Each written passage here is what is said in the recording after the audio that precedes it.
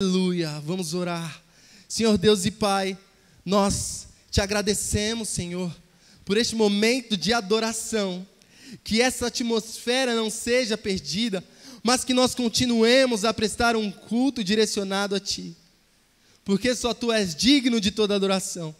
Neste momento nós vamos ouvir a Tua palavra e eu, Pai, como porta-voz dela aqui, eu peço para que o Alan seja reduzido a zero, para que eu seja somente um canal, e que a Tua voz ela seja 100% audível nesta manhã, que aquilo que o Senhor tratou comigo no meu íntimo e no meu particular, seja passado fielmente à Tua igreja, no nome de Jesus, amém.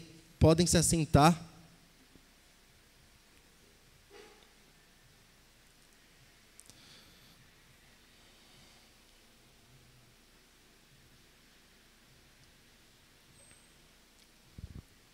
O tema do mês é o cristão e o seu compromisso na obra de Deus. É um tema legal. E é um tema de confronto. É um tema que nos tira da nossa zona de conforto. Qual que é o dever do cristão na obra de Deus? E o que é a obra de Deus? O que nós entendemos como obra de Deus? Muitas vezes a nossa visão de obra de Deus está distorcida, nós entendemos errado o que é a obra do Senhor, e por entender errado, nós executamos errado a obra de Deus. Às vezes o que nós chamamos de obra de Deus é obra de homens. E nós temos que entender que há uma separação. Nós temos que entender que o cristão, essa palavra ela é uma palavra que traz vida e morte. Cristão, a palavra cristão traz vida e morte, traz. Porque a palavra cristão significa pequeno Cristo. E se você é um pequeno Cristo, aonde você passar, vai ser gerado vida. Mas para que seja gerado vida onde você passar, tem que ter a sua morte. A morte da sua carne. Então é uma palavra que traz um desconforto para a carne, mas um benefício para o nosso espírito. Repita comigo: eu sou o Espírito, tenho uma alma e habito em um corpo. Se eu pudesse dizer para vocês essa manhã que uma responsabilidade que o cristão tem, primária, além de zelar pelos princípios da palavra de Deus, é a manutenção de si mesmo. E essa manutenção, ela inclui uma coisa importantíssima para a vida do cristão, que é a renúncia. O cristão, ele deve renunciar aquilo que faz bem para a carne. E nós vamos tratar sobre algumas coisas. E o versículo tema dessa pregação, desse enredo aqui que nós vamos trabalhar, é o de 2 Timóteo 4:5. Vou pedir para o Gabriel colocar na tradução NVT, por favor. 2 Timóteo 4:5. Mas você, porém, deve manter a sobriedade em todas as situações.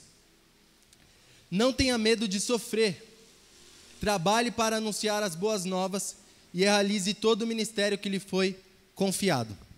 Para a gente entender essa palavra, que ela é clara e ela é expositiva, ela expõe diretamente a nós uma aplicação simples.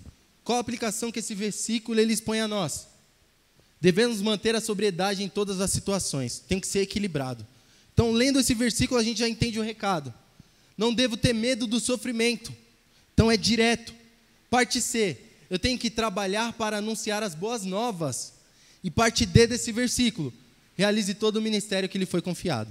Mas quem fala isso? Quem escreveu isso aqui? Para quem foi escrito? Quem escreveu não só esse versículo, mas a carta de 1º e 2 Timóteo foi Paulo. Paulo ele escreve para o seu filho na fé, Timóteo. Em qual momento Paulo escreve isso? Paulo escreve essa carta de 2 Timóteo na prisão. Paulo escreve essa carta no momento de incômodo, no momento de extremo sofrimento. Paulo está aflito no momento que ele escreve essa carta a Timóteo. A primeira carta escrita, ela é escrita quando Paulo está em prisão domiciliar. Mas algo acontece entre 1 Timóteo e 2, que Paulo está numa situação difícil. Não está cravado na Bíblia, mas alguns estudiosos dizem que pode ser que Paulo tenha sido solto dessa prisão domiciliar, tenha feito obras e tenha sido preso novamente, numa situação mais complicada. Embora isso não está claramente escrito na Bíblia, nós temos aqui a convicção de que Paulo não está no momento bom. Então Paulo escreve essa carta preso. E ele escreve para Timóteo, no capítulo 1, ele sauda Timóteo. E ele agradece pela fé de Timóteo. Ele agradece porque Timóteo tem uma fé sólida, porque foi bem educado no seu lar, com a palavra de Deus. Timóteo, um jovem missionário, que no momento que Paulo escreve essa carta de 2 Timóteo, Timóteo está fazendo missões em Éfeso. E Paulo, nesse capítulo 1, ele já começa advertindo Timóteo, confrontando Timóteo, dando um desafio a Timóteo. Não se envergonhe do evangelho, não tenha medo do sofrimento. Paulo, ele fala para Timóteo não se envergonhar do evangelho, por quê? Porque Paulo e Jesus Cristo tiveram um fim onde a humanidade ali, os cruéis, identificaram como humilhação. Pelas boas novas, Jesus foi crucificado. Pelas boas novas, Paulo se encontrava preso. E Paulo, ele dá essa ênfase para Timóteo, porque naquela época, alguns de seus companheiros de ministério haviam virado as costas para Paulo, porque Paulo constantemente era preso, e era considerado pela sociedade e a política da época, a força daquela época, como um prisioneiro, como um criminoso. E alguns amigos ali de Paulo excluem Paulo do apostolado, invalida o seu ministério por conta das prisões. E Paulo, ele fala com Timóteo, não se envergonhe de pregar o evangelho, e não se envergonhe de mim. Ele chama Timóteo para um nível maior, agora nesse momento, porque não se envergonhar de falar sobre Cristo, e não se envergonhar de falar sobre Paulo e do ministério e do testemunho, é arriscar a sua própria vida. E nós entendemos aqui, Paulo, ele deixa claro que não tem como viver o genuíno evangelho sem perseguição. Não tem como o cristão que quer fazer a obra de Deus viver o evangelho puro e genuíno sem ser envergonhado, sem ser perseguido, sem ser incomodado, sem ser humilhado. Paulo, ele chama Timóteo para essa responsabilidade, sabendo que ele é sólido na fé. Então isso nos chama a atenção para essa solidez que nós temos que ter. Nós temos que embasar a nossa fé em algo forte. E que algo forte é esse? Esse algo forte é alguém. E o nome dele é Jesus, ele é a rocha. Se nós embasarmos a nossa fé na palavra de Deus, nós teremos uma fé sólida. E essa fé sólida te dará força para ser um cristão empenhado na obra de Deus. Mas a gente fala de obra de Deus. E o que é a obra de Deus então, Alan? A obra de Deus é a igreja reunida? É. A obra de Deus são os louvores? São os louvores. A obra de Deus é a dança? É a dança. A obra de Deus são os ministérios trabalhando em harmonia? Sim. Mas a obra de Deus é pregar as boas novas. Tudo isso que eu citei daqui se torna secundário, porque a função primária da igreja é ir pregar o evangelho. É não se envergonhar daquele que não poupou vergonha por nós. Eu quero te dizer que antes, eu e você e toda a igreja era inimigo de Deus. Nós éramos inimigo de Deus por conta do pecado. E Jesus, quando ele morre na cruz, ele faz a propiciação do homem para com Deus. ele faz uma ponte que une o homem e Deus. E nós, de inimigos, passamos a ser amigos, com um simples ato: crer que Jesus morreu naquela cruz por nós. E esse crer vem carregado de algumas responsabilidades que o bom cristão tem que ter na obra de Deus. E essa responsabilidade é multiplicar aquilo que te atingiu, aquilo que colidiu com a sua natureza humana e te fez nascer de novo. É isso que Paulo traz para Timóteo nesse capítulo 1. Ele traz para Timóteo e deixa claro que Timóteo tem um ministério, que Timóteo é um líder. Então ele chama Timóteo: Timóteo, eu preciso que você venha para cá, para a prisão onde eu estou, porque eu preciso continuar em você aquilo que eu comecei, as igrejas que eu fundamentei, as igrejas que eu abri. Eu preciso te passar todo o plano para que você continue o legado de Cristo. Mas antes, eu quero que você trate dos falsos mestres. Havia naquela época falsos mestres, mestres que estavam corrompendo a igreja de Éfeso. Eles estavam com ensinos sobre a ressurreição completamente duvidosos. Então Paulo adverte Timóteo para que tratasse a igreja e que não entrasse em discussões vãs, vazias e debates, mas que trouxesse para a igreja e levantasse líderes. E levantando líderes para que eles pregassem somente a palavra de Deus. Paulo dá um conselho para Timóteo de sabedoria. Olha, na palavra de Deus você vai encontrar sabedoria. Não é necessário que você busque manobras, não é necessário que você faça malabarismo para confrontar falsos mestres. Pregue apenas a palavra de Deus. Hoje falta muito do pregar apenas a palavra de Deus. Não no nosso meio, porque eu valorizo muito isso aqui. Hoje nós temos uma exposição à palavra de Deus, nós somos agraciados neste lugar de ter uma palavra que traz confronto, edificação, cura e libertação. Mas, falando no geral, falta muito isso de pregar a palavra de Deus genuinamente. E Paulo aconselha: siga apenas a palavra de Deus, que nela tem sabedoria. Então, nessa introdução, nós entendemos o que é necessário para ser um cristão comprometido na obra de Deus. O que é necessário? Entregar tudo de si. Pesado. Quem aqui aceitou Jesus? Pode levantar a mão. Todos que aceitaram, por favor. Todos que aceitaram, grande maioria. Quem aceitou a Jesus,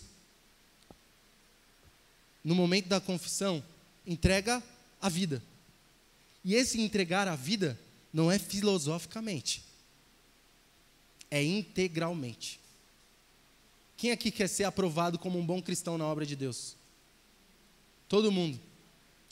Então nós temos que doar 100% de nós. Sabe por quê? Não é justo doarmos só 99%. Sendo que aquele que se entregou no madeiro, entregou até a última gota de sangue por mim e por você. Se ele entregou tudo, por que eu vou entregar metade? Se ele entregou tudo, por que eu vou entregar 99%? Tem um louvor aí que é uma bênção e que gerou um pouco de debate. Eu vou cantar aqui, minha voz é ruim, mas vocês conhecem o louvor, porque é bem popular. É Ele, por Ele que eu estou gastando a minha vida, perdendo tudo por amor e com alegria, dono dos meus dias. Eu ouvi muitos pastores falando que a igreja está cantando isso e não está vivendo. A igreja está cantando que é Ele que está gastando a vida e não está gastando. Eu vou contrário a isso. Cante. Mas cante todo dia. Sabe por quê? A palavra, ela traz realidade diferente. Se você não está vivendo isso, mas está cantando, cante com a intenção de viver, porque Deus vai te ajudar a ser transformado. Porque é por Ele. A capacitação vem dele. Sabe que você está num processo de capacitação pelo Espírito Santo? que esse processo inclui uma vida de santificação, ela não é plena aqui na terra porque tem o pecado. E aquele que diz que não peca é mentiroso.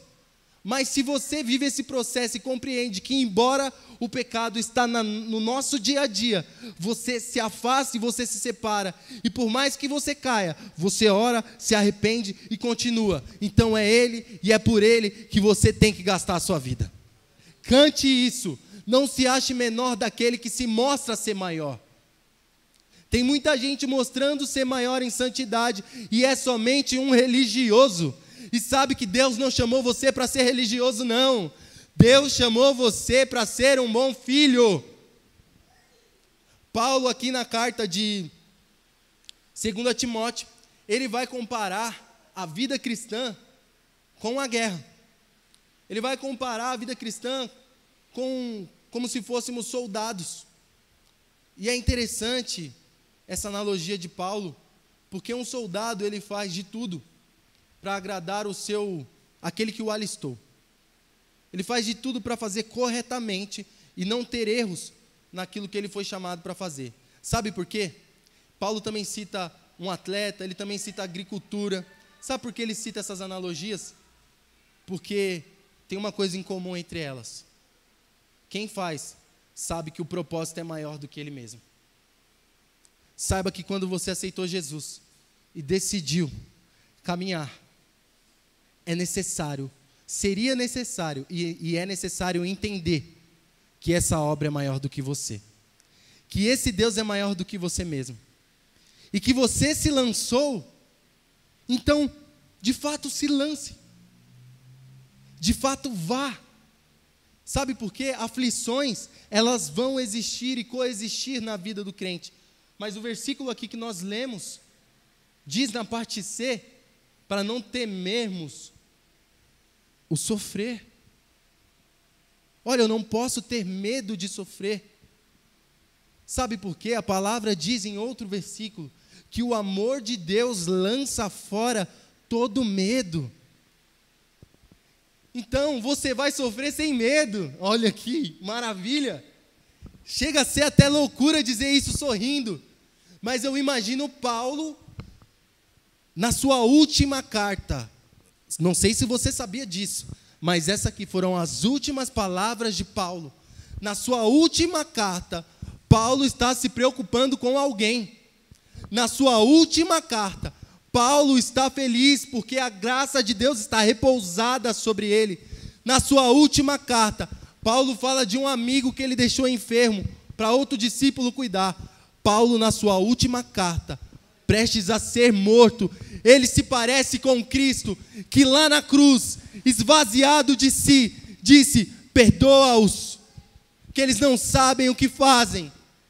Que lá na cruz, humilhado, disse, hoje mesmo para um ladrão: estará comigo no paraíso. Paulo, no seu leito de morte, como ele mesmo disse nessa carta, abandonado. Como ele mesmo disse nessa carta, traído por Alexandre. Como ele mesmo disse nessa carta, estou próximo à minha morte. Paulo está como Cristo. E aquele que o enviou, Cristo Jesus, não o abandonou. Porque Paulo, ele fala para Timóteo, quando jovem, ele com espinho na carne, ele sedento da vontade de Deus, e ele querendo aquela cura daquele espinho, Deus diz: a minha graça te basta. E Jesus fala isso para você essa manhã: a minha graça te basta. Vocês sabem o que é a graça de Deus? Não é filosofia. Essa palavra aqui não é palavra humana, não é filosofia humana, não é psicologia humana. Essa palavra, ela é viva e eficaz. Sabe o que é graça? Graça é favor imerecido. Graça é favor que não merecemos. Sabe uma única garantia que temos e que deveria bastar para nós? Que o favor de Deus se repousa sobre cada um de nós, mesmo sem nós merecermos. Desde o início foi assim. Cristo se entregou e se esvaziou sem nós merecermos. No entanto, Ele fez isso para salvar a mim e a você. E Ele te escolheu, mesmo quando você estava lá no ventre da sua mãe, e ela não sabia ainda que estava grávida de você, que ela foi fazer um teste de gravidez, ou que ela descobriu porque a barriga começou a crescer. Não importa. Quando você estava lá, Deus já te conhecia, Ele já havia te escolhido, Ele já tinha te dado um nome, Ele já tinha te dado um propósito e Ele já tinha te apontado um ministério. Se você não conhece o seu ministério, se você não sabe o propósito da sua vida, é melhor que você busque, porque ele já existe. Ele já existe.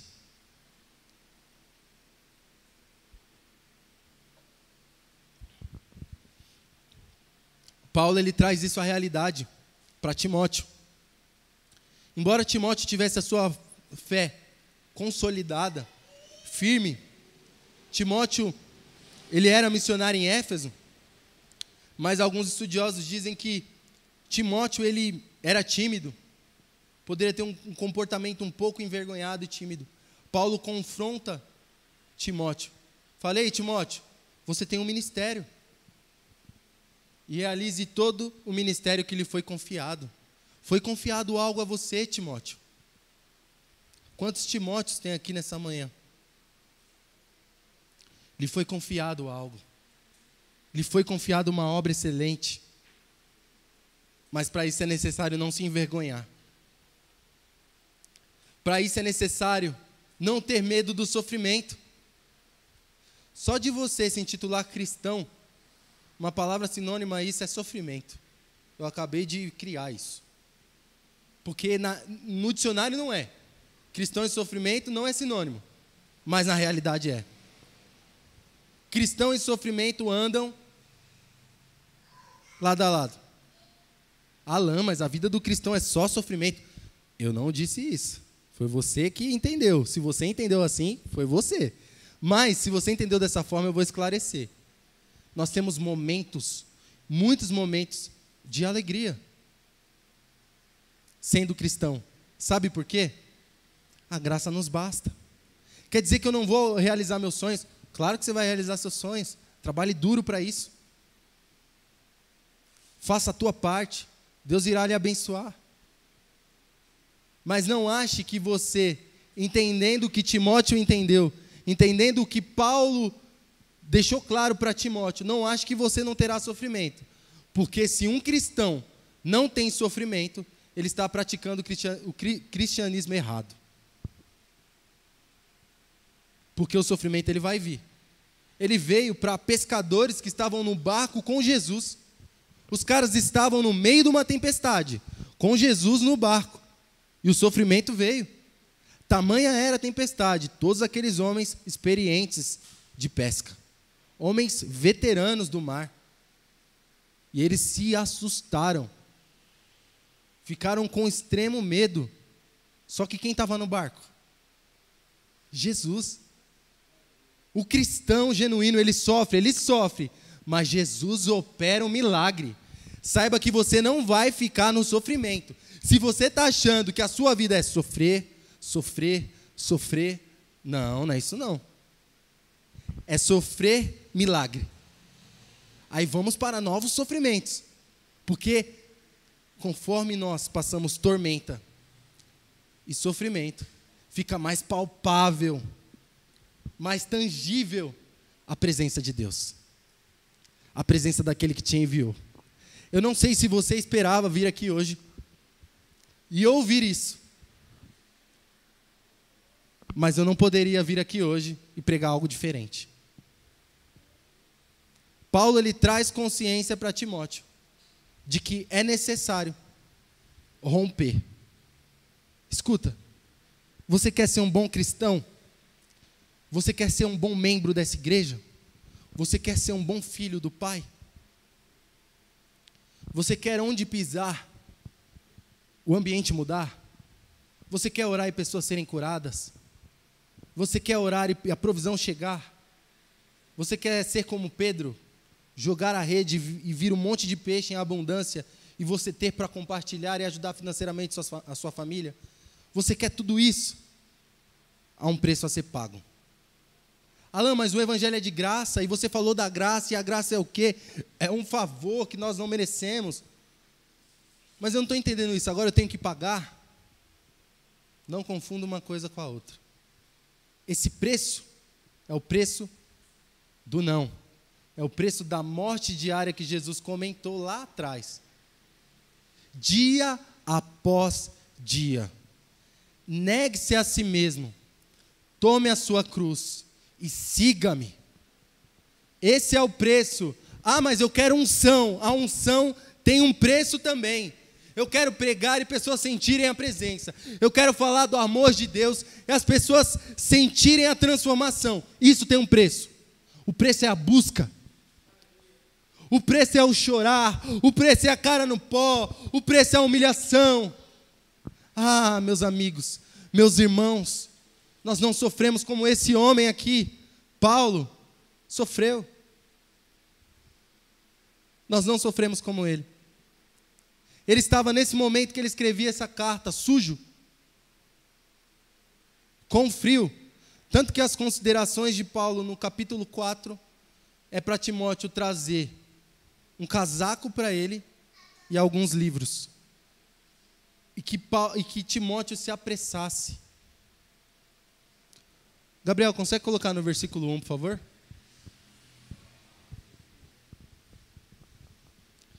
Eu lhe digo solenemente, na presença de Deus e de Cristo Jesus, que um dia julgará os vivos e os mortos quando vier para estabelecer seu reino. Pregue a palavra.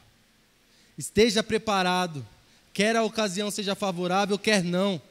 Corrija, repreenda e encoraje com paciência e bom ensino. Olha como são as últimas palavras de Paulo. Pregue a palavra. Paulo, ele poderia dar conselhos a Timóteo, dizendo: Timóteo, como é as últimas palavras para você, cara, eu vou falar do que mais dói.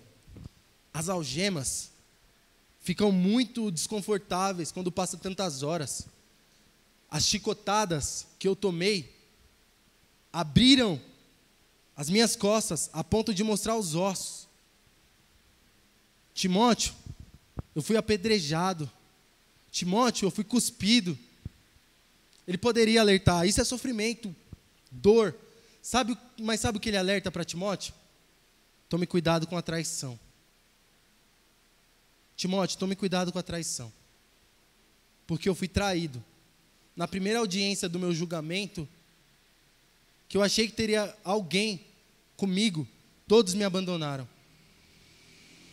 E ele dá a entender que o tal de Alexandre tinha um certo acordo com ele para defendê-lo. E na primeira audiência, esse Alexandre o traiu. E ele aconselha Timóteo para tomar cuidado com isso. Ele aconselha Timóteo também, dizendo que muitos iriam se afastar, iriam abandonar a fé.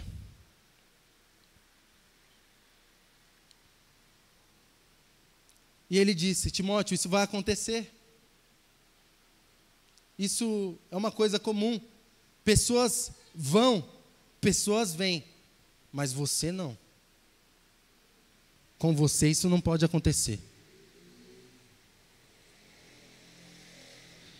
E o Espírito Santo de Deus te diz essa manhã: com você não. Eu te chamei. Eu sei que há sofrimento nas nossas vidas. Há muito sofrimento. Mas já que há, vamos sofrer com Cristo. Muitos se corrompem, mas você não. Muitos dão as costas, mas você não. Muitos vão dizer: eu quero partilhar do Evangelho Premium, onde tem cadeiras VIPs, onde tem estrutura para show, onde tem coisas legais, onde tem uma experiência. Mas quando é para partilhar de sofrimento e morte, eles correm. Eles correm. Vocês não. Esse é o encorajamento que Paulo dá a Timóteo e nos dá. Porque essa palavra me incomoda. Porque eu não sou metade do que esse cara foi. Isso me traz a pensar porque eu devo ser.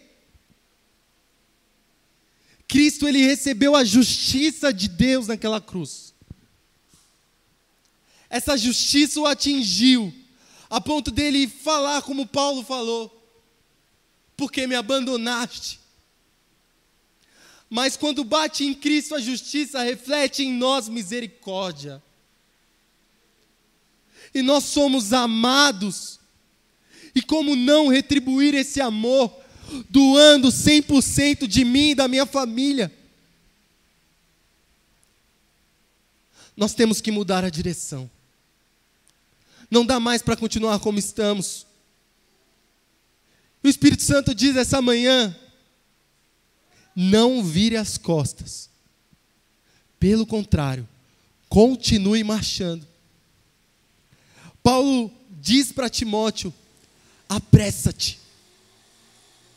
Apressa-te. Não perca tempo com as paixões da juventude. E nós entendemos que não devemos perder tempo com as distrações desse mundo.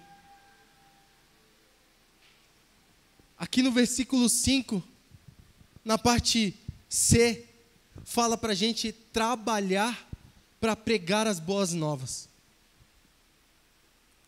O que é trabalhar para pregar? Pregar já não é trabalhar? Também, mas esse trabalhar é: tenha uma estratégia, defina um alvo, corra atrás do objetivo, seja estratégico, seja intencional. Nem Jesus, nem Paulo, nem Timóteo, nenhum dos heróis da fé foram subjetivos. O que isso quer dizer? Paulo fala no livro de Timóteo, nessa carta, que as pessoas que ia chegar um tempo, ele tem uma revelação do futuro, que ia chegar um tempo onde as pessoas, elas teriam um pregador que faria bem para a sua própria carne, e que o verdadeiro evangelho, quando pregado, traria coceira nos ouvidos. Paulo, ele fala isso: vai chegar um tempo, e esse tempo já chegou. Esse tempo é hoje. Pessoas têm incômodo ao ouvir o verdadeiro evangelho e as boas novas de confronto. Elas se incomodam quando a palavra de Deus atinge a sua ferida. Mas a palavra de Deus é como uma cauterização. Ela atinge a ferida para curar a ferida. Deixe Deus curar suas feridas. Deixe o Senhor trabalhar sua alma. Deixe Ele com a verdadeira cura vir com bálsamo sobre você, sobre a tua mente. Ser um bom cristão é consequência. Não tem como eu acordar hoje sou um bom cristão porque é domingo. E eu preciso pregar, e para isso eu preciso parecer um bom cristão. Isso pode funcionar aqui, por pouco tempo, mas pode. Só que prestaremos contas a Ele. Muitos, desde a época de Paulo, no momento da alegria, do crescimento da igreja, dos milagres, estavam lá. Mas no momento do sofrimento, poucos ficaram. Ei, vocês são os poucos. Com vocês, não. Amém? Fiquem de pé.